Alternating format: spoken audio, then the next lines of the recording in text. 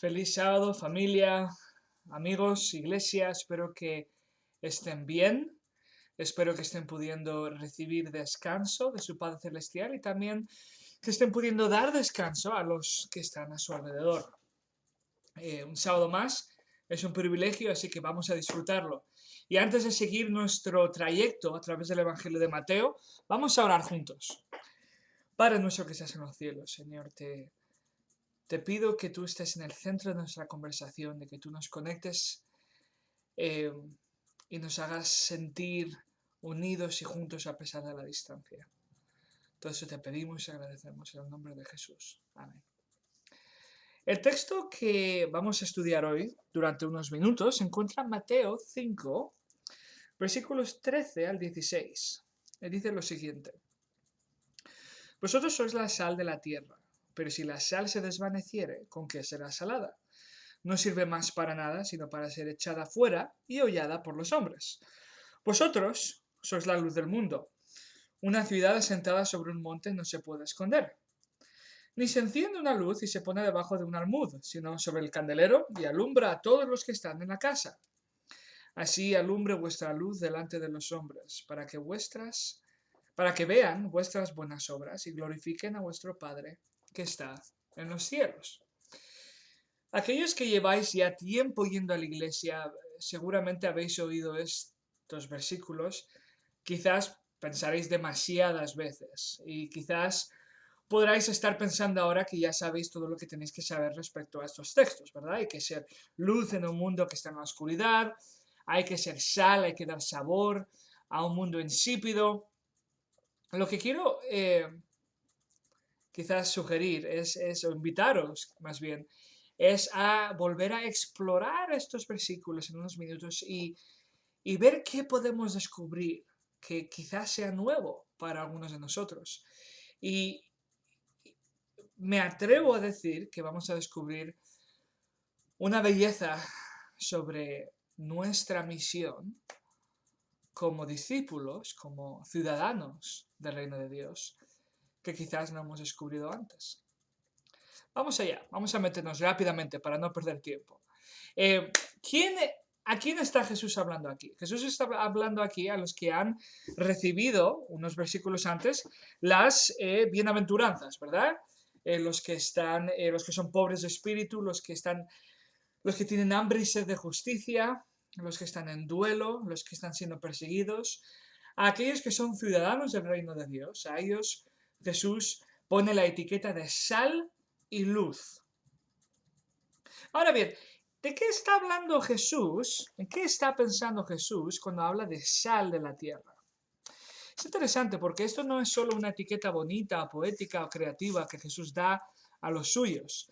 Jesús muchas veces está bebiendo del pozo del Antiguo Testamento. Y fijaos, si vais al Antiguo Testamento, al libro de Números, capítulo 18 y versículo 19, dice lo siguiente.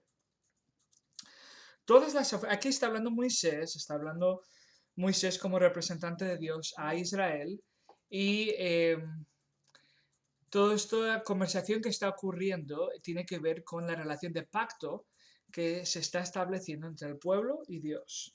Y dice lo siguiente: todas las ofrendas elevadas de las cosas santas que los hijos de Israel ofrecieron a Jehová, las he dado para ti y para tus hijos y tus hijas contigo como estatuto perpetuo. Pacto, prestad atención aquí, pacto de sal perpetuo es delante de Jehová para ti y para tu descendencia contigo. Pacto de sal. Es interesante. ¿Qué puede significar esto? Cuando miramos la historia de manera con más distanciamiento, cuando damos un par de pasos hacia atrás y vemos lo que está ocurriendo entre Dios y Israel en el Antiguo Testamento, vemos una revelación de un amor constante, ¿verdad? Vemos a Dios diciéndole al pueblo de Israel en sus pactos y en esas constantes renovaciones del pacto, Dios diciéndole al pueblo: te quiero y nunca voy a dejar de quererte, te amo y nunca voy a dejar de amarte, no pase, da igual lo que ocurra, pase lo que pase, voy a seguir amándote. Ahora bien, sé que muchos de nosotros no usamos la sal de esta manera ya, pero ¿cómo usaban los contemporáneos de Jesús la sal, o como quizás hasta nuestros antepasados usaban la sal. No solo para dar sabor, ¿verdad?, sino también para conservar, para evitar que las cosas se pudriesen o se estropeasen y mantenerlas frescas y en buen estado lo máximo posible. Este pacto de sal es un símbolo del amor de Dios hacia su pueblo, que nada ni nadie puede pervertir, que nada ni nadie puede corromper, que no hay circunstancia posible que pueda hacer que Dios nos deje de amar. Es un amor incondicional. ¿Y qué tiene que ver eso conmigo como discípulo de Jesús? Que yo soy llamado, a través de estos textos de Mateo, a ser un discípulo, un mensajero de las buenas noticias del amor incondicional de Dios por ti y por mí. Y amigos, ese amor incondicional es un amor que es necesitado con urgencia por muchos de los que están afuera de la iglesia, pero también por muchos de los que están adentro, que viven vidas regidas y dominadas por el miedo, por la duda a si son lo suficientemente dignos de ser aceptados por Dios y amados por sus semejantes. Aquí Jesús nos recuerda que el Dios que nos ha creado y el Dios encarnado en Jesús es un Dios de amor, pase lo que pase. Un amor que es un pacto de sal, preservado y conservado más allá de las circunstancias. Y aquí Dios les dice a esos que están rotos, quebrantados, rechazados, perseguidos, en duelo, que a pesar de todo eso, Dios los ama y que el reino de Dios es para ellos. Ahora bien, hay más, porque fijaos, en esta versión dice, ¿verdad? Pero si la sal se desvaneciese, en mi versión, en otras versiones habla de la sal dejando de ser salada. No soy científico, así que quizás si alguno de los que estáis escuchando quizás tenéis mejor explicación que la mía, compartirla, no dudéis de comentar y compartirlo, pero de lo que tengo comprendido, lo que yo he comprendido es que la sal no pierde en principio su sabor, es un elemento estable que es muy difícil de corromper, salvo que la sal esté mezclada con otros elementos. Y lo que ocurre es que cuando la sal se mezcla con otros elementos, mantiene su apariencia, pero pierde sus capacidades de preservar y pierde su sabor. Es interesante porque todo esto me lleva a una pregunta muy práctica y muy importante. Es, ¿con qué estamos coexistiendo tú y yo? ¿Verdad? Si tú y yo somos llamados a ser sal, ¿con qué otros elementos estamos coexistiendo que quizás nos estén contaminando y quizás estén manteniendo nuestra apariencia de cristianos o de sal, pero estamos perdiendo toda habilidad de preservar y de dar sabor? Este mundo siempre, y en circunstancias como la que estamos viviendo más, necesita recibir ese sabor que el amor incondicional de Jesús por nosotros da. Pero muchos de nosotros perdemos nuestra capacidad de compartir ese amor, porque quizás nos distraemos con otras cosas. Quizás sean los quehaceres de este mundo, quizás sean poniendo nuestra confianza, nuestro amor en otras cosas o personas que no son Dios. Para los discípulos, por ejemplo, y para muchos de los que escucharon a Jesús, fue simplemente las expectativas de que Jesús sería un tipo de Superman libertador, que mataría a todos los romanos y devolvería a Israel a sus glorias pasadas. Y cuando Jesús no hizo eso, no solo lo rechazaron, sino que quisieron matarlo. ¿Con qué estás coexistiendo que te está impidiendo ser sal tal y como deberías de ser? Jesús también nos llama luz, ¿verdad? Y compara esa luz a una ciudad en lo alto de una colina, compara esa luz a una lámpara en una casa a oscuras y también termina comparándola con buenas obras, ¿verdad? Es interesante porque en Mateo 4, que hemos estudiado hace unas semanas, aquí el evangelista cita Isaías 9. Y parte de Isaías 9 es especialmente relevante o importante con este día de luz, ¿verdad? Vamos a ir a Isaías 9, versículo 2. Isaías 9, versículo 2, dice lo siguiente. El pueblo que andaba en tinieblas vio gran luz. Los que moraban en tierra de sombra de muerte, luz resplandeció sobre ellos.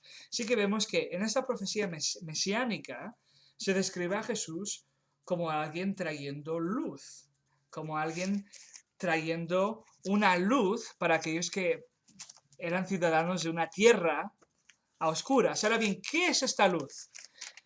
Pablo, de manera retroactiva, describe esta luz perfectamente, de diccionario. Segunda de Corintios 4, versículo 6. Fijaos lo que Pablo dice aquí. Segunda de Corintios 4, versículo 6. Dice, porque Dios, que mandó que de las tinieblas resplandeciese la luz, es el que resplandeció en nuestros corazones para iluminación del conocimiento de la gloria de Dios en la faz de Jesucristo. Fijaos, ¿cuál es esta luz o qué es esta luz? El conocimiento de la gloria de Dios. ¿Y en qué contenedor o cómo recibimos dicha luz? Para empezar, en Jesucristo. Entonces es interesante porque Jesucristo, que es luz, tal y como Juan 1 lo describe, que es luz para este mundo, nos llama y a ti y a mí luz. Él es luz. ¿Luz de qué? ¿Qué es esta luz? La revelación de qué tipo de Dios es Dios. De qué tipo de creador es nuestro creador.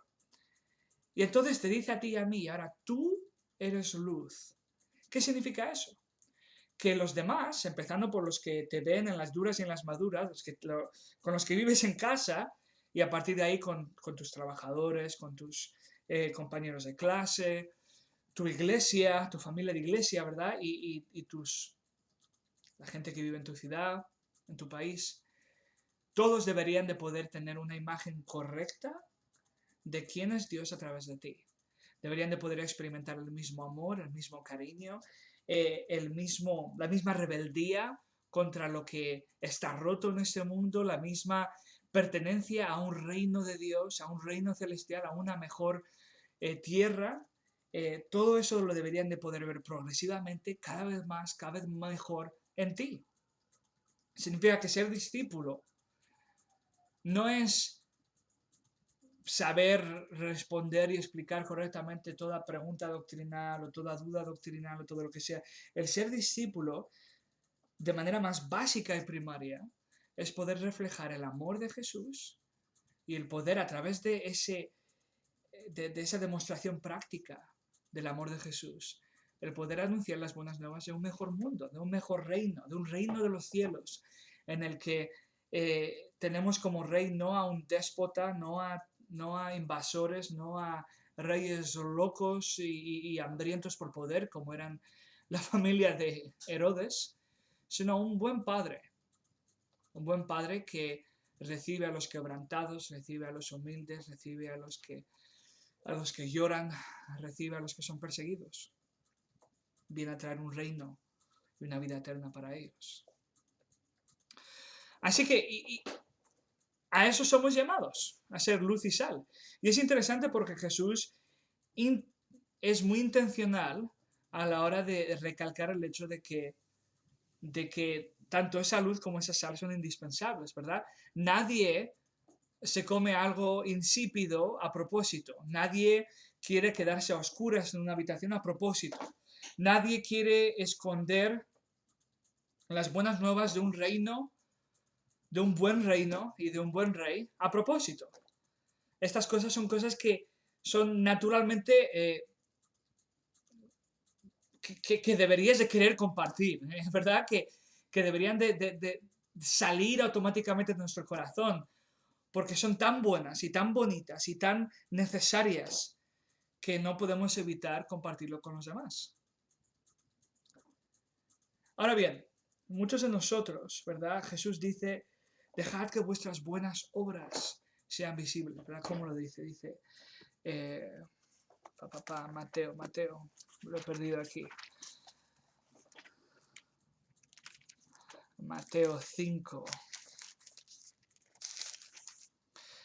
Porque Mateo 5, 16, ¿verdad? Al final del 6 dice, para que vean vuestras buenas obras y glorifiquen a vuestro Padre que está en los cielos. De nuevo, esto pone el énfasis en cuán práctico es de lo que está hablando Jesús aquí. Él es el sal y ser luz. No es solo simplemente para darle a tu vecino un estudio bíblico sobre el Jesús de los adventistas, o el Dios de los adventistas, o la sana doctrina, que todo eso está bien, está muy bien, es necesario, ¿verdad? Pero de lo que está hablando Jesús aquí es el remangarte las mangas, el ensuciarte las manos para proclamar las buenas nuevas de un buen Dios y de un buen reino, de un buen hogar en el que vivir para siempre. Muchos de nosotros quizás al oír todo esto nos sintamos poco preparados. Muchos de nosotros quizás nos sintamos que no somos lo suficientemente buenos para hacer esto. Si muchos de nosotros nos llegamos a sentir poco equipados y poco preparados para poder ser esa sal y esa luz, hay una cita que quiero compartir con ustedes para terminar, es de Eugene Peterson, un autor y teólogo norteamericano. Dice lo siguiente, y aquí está hablando del gozo, pero en vez de gozo voy a sustituir por luz y sal, ¿ok? Dice, luz y sal no es un requisito del discipulado cristiano. O sea, en otras palabras, luz y sal no es un requisito para ser un cristiano o para ser recibido por Jesús, sino que es una consecuencia. No es lo que tenemos que conseguir para poder tener una experiencia de vida con Jesús, sino que viene a nosotros cuando estamos caminando en el camino de la fe y de la obediencia. En otras palabras, amigos, si no nos sentimos lo suficientemente listos para compartir a Jesús en estos momentos de tanta urgencia y crisis, incertidumbres y todo lo demás, todo lo que tenéis que hacer es pasar tiempo con Jesús. El pasar tiempo con Jesús te llenará de aquello que no crees que tienes y te dará una sabiduría que no pensabas que tenías y te dará un sabor y una luz que es dada por Dios, por Jesús, por su amor, por pasar tiempo con Él, y te encontrarás pudiendo compartir aquello que nunca pensabas que tenías, porque estarás pasando tiempo con Jesús. Así que amigos, ese es mi deseo y mi desafío, el que pasemos tiempo con Dios, que caminemos con Él en fe y en obediencia, recibiendo las buenas nuevas del reino y no temiendo en pasar tiempo con un Padre bueno, un Padre que nos ama con un amor incondicional y que puede hacer de nosotros y con nosotros y a través de nosotros lo que nosotros nunca conseguimos imaginarnos. Espero que tengáis un muy feliz sábado y una muy buena semana. Hasta pronto.